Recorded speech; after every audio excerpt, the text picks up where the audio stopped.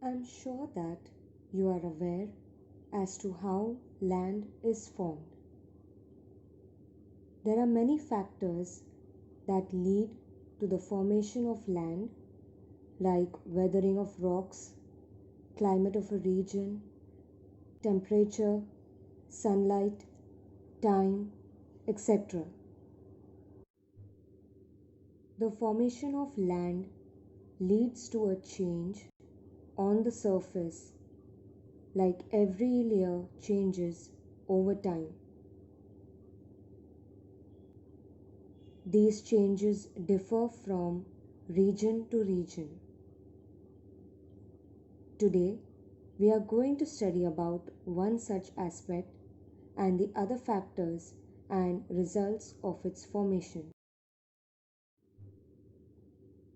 The topic for today is soils. What are soils? Soils are a mixture of various minerals, water, air that form the surface layer or that covers the earth's surface. There are other factors that influence or are necessary for the formation of soil. Let us have a look at these factors and understand this process of the formation of soils. The first factor is parent rock. Remember that the parent rock in a region is an important factor in soil formation. Depending on the hardness of the rock and the climate of the region, the rock gets weathered. The rock turns into powdery material, which further turns into earthy material. For example, the basalt rock of the Deccan Plateau in Maharashtra turns into black soil after weathering. This soil is also referred to as regur soil. Rocks like granite or gneiss in South India give rise to red soil. Now, in this, the parent rock is the initial stage of rocks. The formation of rocks is created from magma or lava. Then the liquid form solidifies when cooled down. These rocks are sedimentary, igneous, and metamorphic, which are then crumbled or broken into pieces, also known as weathering of rocks. These rocks that are crumbled are then carried away by the wind and are deposited to various regions, which gives rise to soil formation. Basalt rock, after weathering, turns to black soil, that is, black in color, which is also known as regur soil.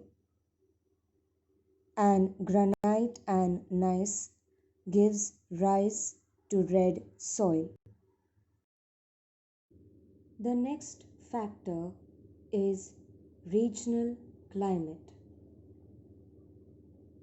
This is also an important factor influencing soil formation. Weathering of the rock is the first step in the process of soil formation. The process of weathering depends on the climate of the region. The climate decides the intensity of weathering. That is why one and the same type of rock gives rise to different types of soils. When the rock is exposed to different climates. In the dry climate of Deccan Plateau, weathering of basalt leads to the formation of black soil, whereas in the humid climate of the Western Sahyadris, the leaching of the same basalt rock leads to the formation of lateritic soil. As you know, that climate influences a lot of things in respective regions across the globe. So this is another factor that influences soil formation. So as explained in the previous factor about weathering of rocks, so this is the first step of the progress of soil formation, for which it depends on the climate of a region and the extent of weathering.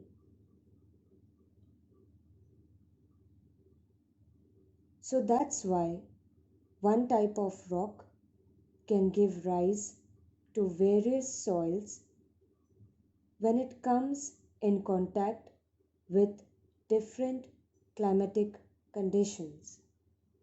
If you see, since the climate of Deccan Plateau is dry,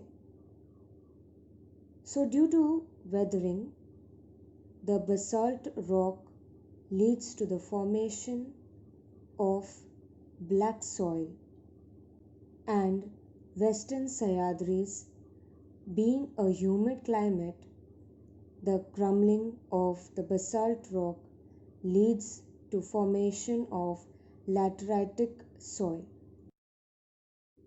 The next factor is biotic material.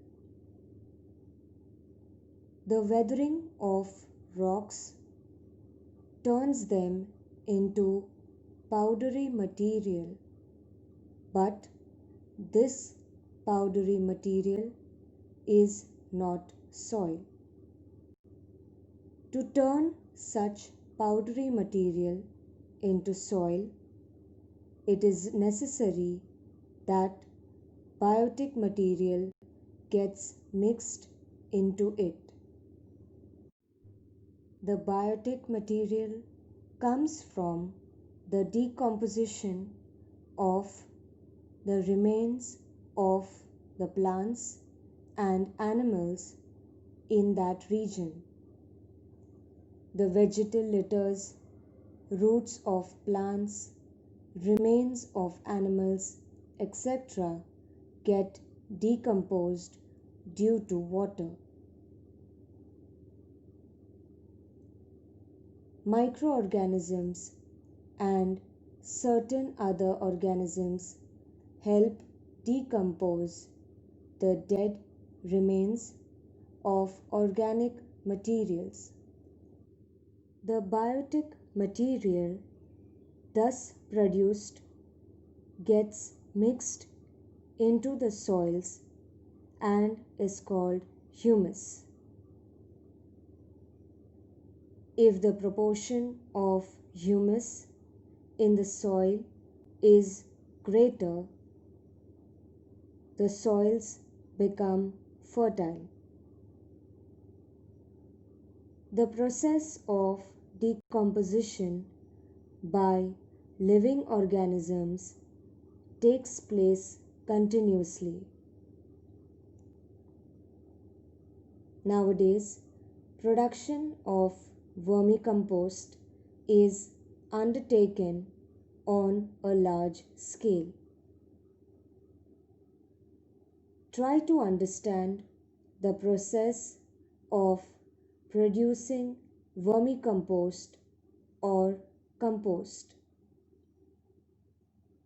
Production of compost needs sufficient period of time and elements like organic waste, water, heat, etc. So basically, you need to understand that when the rocks crumble due to the weathering, it is not soil. In order to get soil, this crumbled or powdery rocks need to get mixed with the biotic material like from the decomposition, that is, the tiny pieces of dead plants and animals of a particular region. There are many other materials that get mixed into the soils, which is called humus, which is an organic component. So the process of decomposition is a continuous process. Lately, the production of vermicompost, which is basically a decomposition process that uses different species of worms that wriggle by in the compost. In order to carry out this production of compost, it needs a lot of time and other elements or contents like organic waste, water, heat, etc. The next factor is time. Soil formation is a natural and slow process. It needs a very long period of time. To form a 2.5 centimeter thick layer of topsoil, it takes thousands of years. From this, you may understand that soils are invaluable. In the region of high rainfall and higher temperatures, the process of soil formation is faster. Comparatively, in regions of low temperatures and low rainfall, soil formation takes more time. Humans use the soil gifted by nature as a resource. It is mainly used for agricultural purpose. For getting higher production, different types of chemical fertilizers, insecticides are used profusely. However, this leads to the degradation of soils. Time is a very important aspect when it comes to soil formation because it is a natural and slow process. It takes thousands of years to acquire a thick layer of soil which is 2.5 centimeter thick.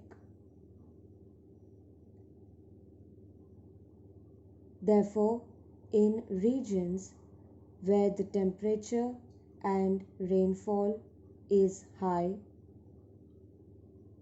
the soil is formed faster, whereas the regions where the temperature and rainfall is low, the process of soil formation takes more time. So that is why humans use this soil for agricultural purpose.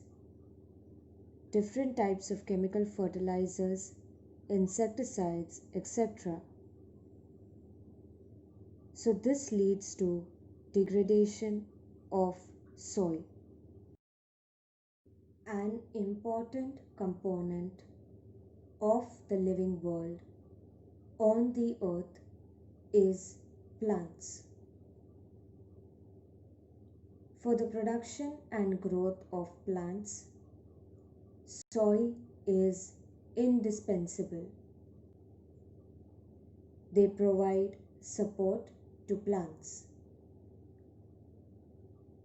Vegetation is abundant in the regions that have fertile soils. Example, the equatorial regions. However, in the areas where the soils are not fertile, vegetation is scanty. Example, in the polar areas. Though favorable climate, availability of abundant water and sunlight are necessary for the growth of a plant, these alone are not sufficient. Fertile soils favor plant growth. So plants play an important role in the world of living things, and for the proper growth of the plant, soil is very important in order to have good production of plants. Now vegetation is abundant, meaning anything that is available in large quantities only if the soil is fertile, that is, the soil that is favorable or capable for the growth of plants. This is observed in the equatorial regions, whereas in places that don't have fertile soil, the vegetation there is less, especially in deserts. The places where there is hardly any soil, there is no vegetation at all, especially in the polar areas. So, in order for a plant to grow, the factors that are necessary is favorable climate, lots of water, and sunlight.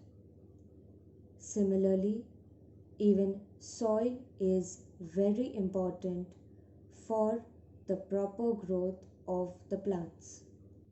When man realized that sowing of seeds in the soil leads to the growth of plants and yields crops. He started using soil as a resource. Gradually, he realized that the fertile soils along the riverbeds give higher yields. Hence, he settled in the valleys and started living there in groups. This led to the rise of ancient river valley civilization. Example, the Indus civilization. For the growing population, man started producing greater amount of food crops. He realized that crop production and prosperity in agriculture mainly depends on the fertility of soil and the optimum availability of water. Hence, there emerged competition among people to discover fertile lands and settle there. Later, for getting richer harvests, he made efforts to increase the fertility of soils. In the process, use of different fertilizers became a practice which led to record agricultural productions. So, as man understood that when he sows the seeds in the soil, you get crops, okay, good crops. So, he started using soil as a resource. So, eventually, he realized that the fertile soils along the riverbeds give higher yields because you have more of water, okay, and it also helps in the formation of soils, the good fertile soil. So that is why he started living in the valleys and in groups. This led to the rise of ancient river valley civilization, that is the Indus civilization. So as the population increased, man started producing greater amount of food crops. So as the crops increased, he realized that there could be a production and that agriculture would carry on a large scale, for which these crops depended mostly on the soil and good fertility of the soil. Because of good fertility of soil and the availability of water, there was good production of crops. So because of this production of crops, it led to a competition among people to discover good fertile lands. That means the land that was fertile or capable for the crops to grow. So as and when they found good fertile lands, they settled there, they stayed there. So in order to get more harvest, in order to get more crops, good crops, man made an effort to increase the fertility of soils, to increase the compatibility of soils. Okay, so in this process, he used different fertilizers which led to record agricultural productions. Different fertilizers were used for the growth of the production in order, for the growth of the crops, in order for the good crops to grow, good yield, good production. The right amount of fertilizers were needed to be used in the soil in order for the crops to grow. Food crops, fruits, and flowers are produced according to the type of soils.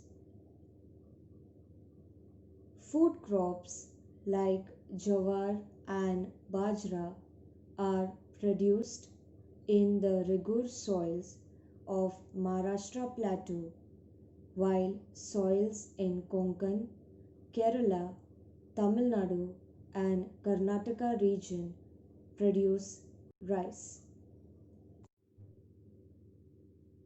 In Madhya Pradesh, potato is cultivated in regions where the soils are well drained. The local agricultural produce determines the staple diet of the people.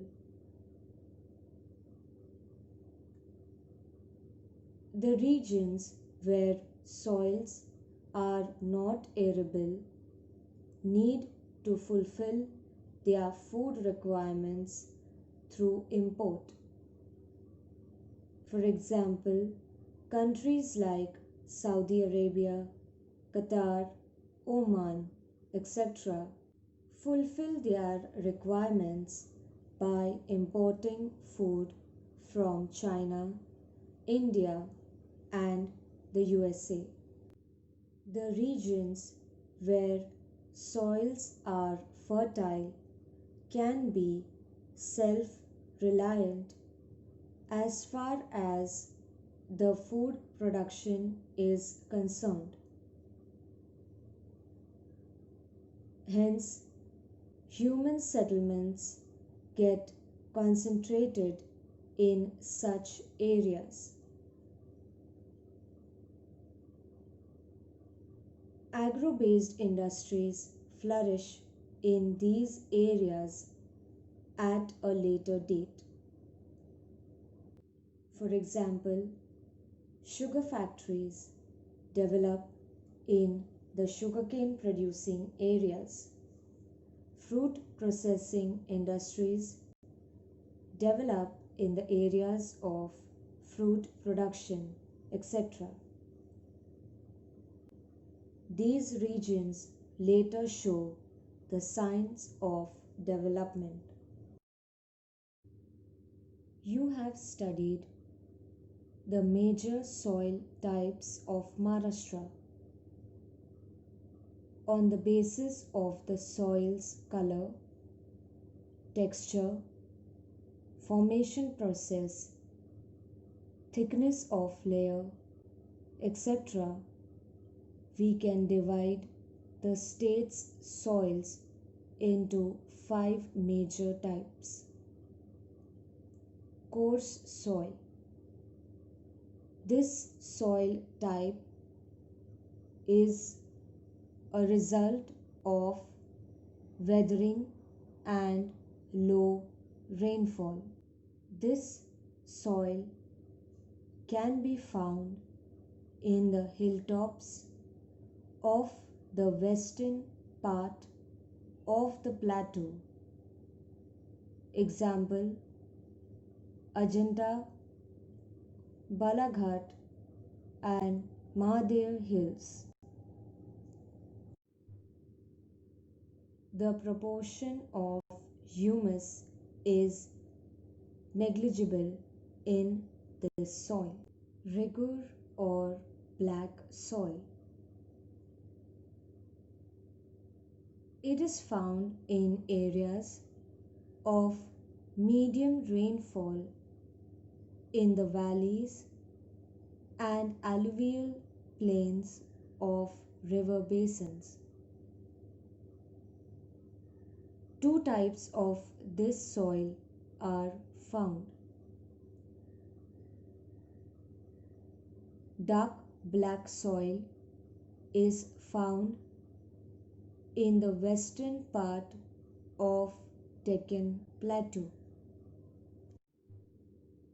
while medium black soil is found in the eastern part, that is Vidarbha. Though it is black in color, proportion of organic components is less in the soil. Laterite soil. This type of soil is found in the coastal belt of Konkan to the west of the Sahyadris and in the east of Vidarbha.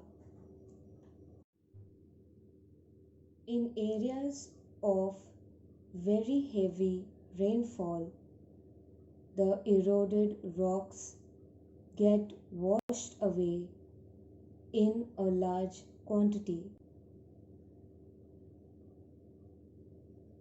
As a result, the parent rock lies bare open. The iron in the rock reacts with the oxygen in the air and causes chemical reaction. This gives the reddish orange color to the soil, which is thus formed. There are 5 major types of soils, but the first 3 soils are explained, that is coarse soil, regur or black soil, and laterite soil. Now in each of these soils it is explained how they are formed, where are they found, its contents and its color. Alluvial soil of the coastal strip. Majority of the rivers flowing in the Konkan region are short and flow with great speed. Therefore, the alluvium brought by them gets deposited at the mouth of the rivers. This soil is found at the mouth of the rivers in the western coastal strip. Example, the areas around Panvel Uran coast, Dharamtar Creek, etc. Yellow-brown soil. These soils are found in areas of extreme rainfall. They are not very fertile. Therefore, they are not very useful for agriculture. They are mainly found in Chandrapur, eastern part of Bandara, and parts of Sahyadri mountains. As mentioned earlier, there are 5 major types of soils.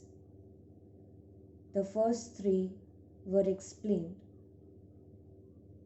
and the next 2 soils are alluvial soil and yellow soil. In the same way, it is explained how these soils are formed, where are they found, its contents and its color. Soil erosion and degradation. A layer of soil, that is top layer of soil, gets removed due to wind or water.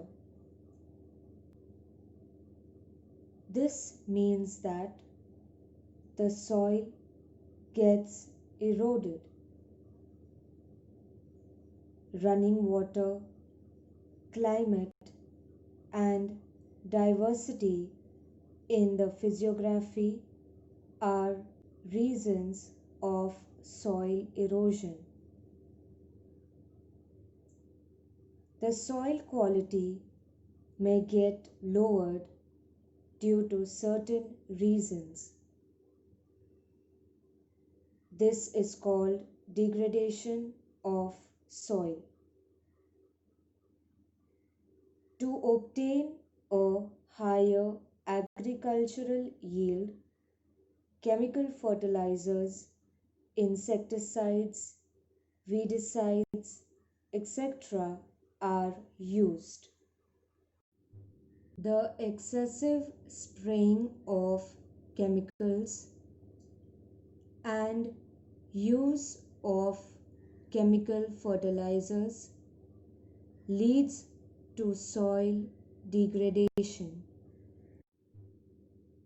Excessive irrigation draws the salts from the soil upwards and makes the soil saline and then unproductive.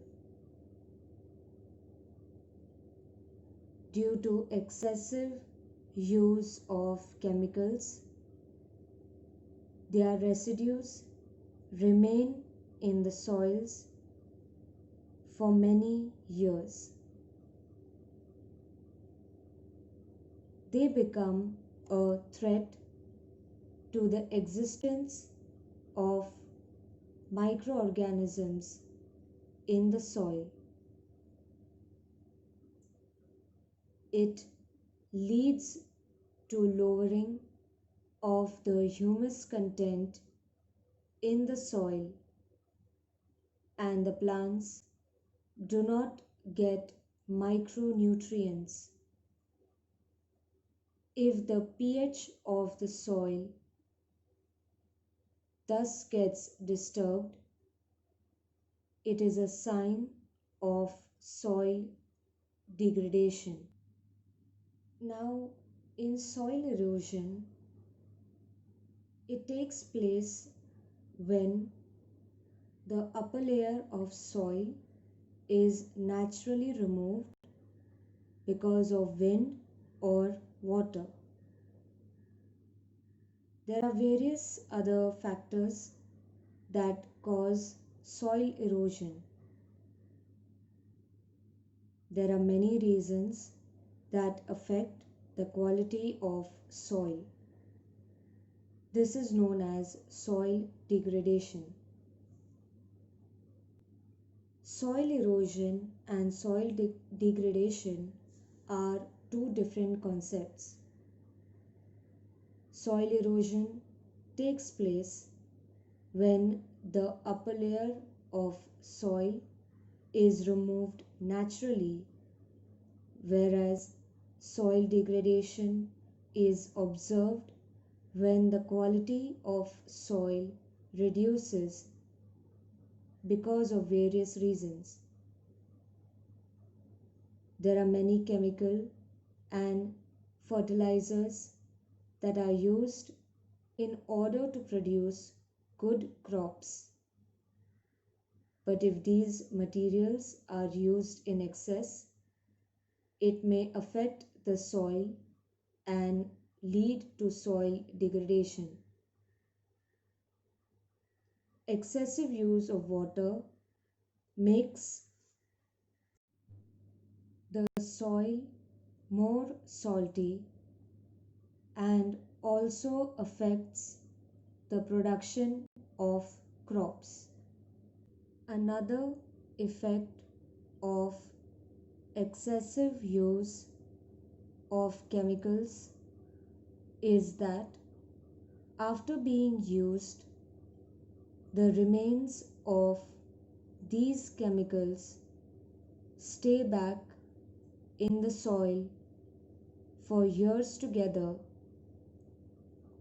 and has an adverse effect on the microorganisms in the soil, and the soil does not acquire the necessary nutrients that is needed.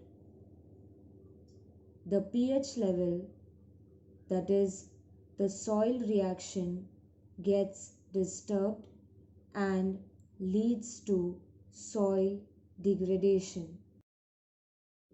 Soil conservation. Considering the importance of soils, it is necessary to conserve it. It is necessary to protect the fertile soils of farmlands from getting washed out due to rains. Soil conservation includes the works like construction of embankments and planting trees on them, constructing of gully plugs against the steep slopes, etc. Such works are taken up by the Department of Soil Conservation. Planting trees can also control the velocity of the wind. This helps reducing the erosion of soil by wind. The plant roots hold the soil, and this also reduces the erosion of soil. Under soil conservation, the continuous contour trenches (CCTs) are constructed along the slopes. Construction of such trenches at different heights check the velocity of water running along the slopes and hence reduces soil erosion. The water arrested in these trenches percolates into the ground. The government of Maharashtra has implemented the watershed, that is catchment area development program, under which constructing embankments along slopes in rural areas, introducing CCTs along steep slopes, etc. are undertaken. This led to the success of the scheme Arrest Water, Let It Percolate. This has resulted in raising the groundwater levels and reducing the erosion of soil. Recently, the government has launched the scheme called Jalayukt Shivar. Under this scheme, works like construction of farm bunds arresting water from small streams, connecting the streams, etc., are being carried out on a large scale. So as you see here, this part explains as to how soil is conserved, what measures are taken by the government, what schemes are undertaken with the guidance of the government of Maharashtra in order to conserve soil. Like, for example, water arrest or arrest water. This helps the water to percolate into the ground, that means to soak into the ground, which helps or which benefits the soil. So as to planting trees that can control the velocity of wind, which means control the speed of the wind, in order to avoid the removal or the erosion of soil. So, such measures are taken by the government in order to conserve soil erosion or to avoid soil erosion, which will then help for the better growth of crops or plants that are required or that need proper growth. It is advisable to reduce the excessive use of chemical fertilizers and pesticides. If organic manures, vermicompost, compost are used regularly, it helps maintain the pH balance, increase the proportion of humus, and retain the fertility of soil. Keeping the farmland fallow for some period and cultivating different crops alternatively is important to help retain the fertility of soils. So, it is advised that to reduce excessive use of chemical fertilizers and pesticides, as mentioned earlier. If excessive use of chemical fertilizers and pesticides are used, it may cause damage to the soil. So, if organic manures, vermicompost, compost are used regularly, if they are used on a regular basis, it helps to maintain the quality of the soil, it increases the proportion of humus, and it retains the fertility of soil. Overall, it helps to keep the quality of the soil intact and that it helps to grow the plants properly. So as to if the land is plowed and the seeds are not grown, seeds are not sown for a period of time, and cultivating crops different crops alternatively also helps to retain the fertility of soils.